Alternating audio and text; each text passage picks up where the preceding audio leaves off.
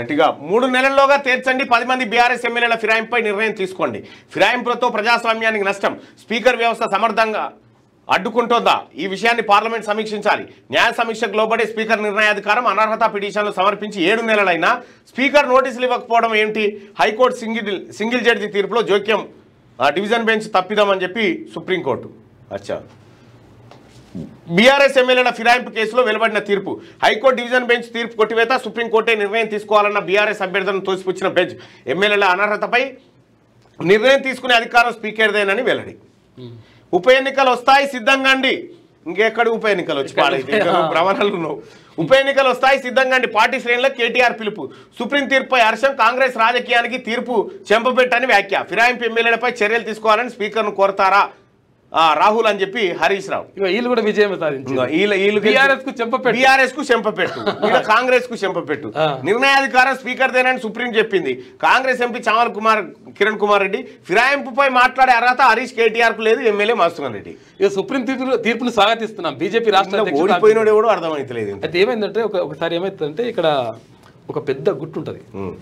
ఆ గుట్ట మీద అంటే యాక్చువల్గా చాలా మంది కొంతమంది ఆత్మహత్య చేసుకుంటుంటారు.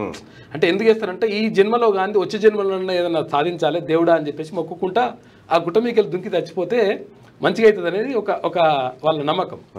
దాంతో ఏమవుతుందంటే ఆ గుట్టకాడికి ఒక బ్రాహ్మణ అతనికి 7 అమ్మాయిలు ఉంటారు.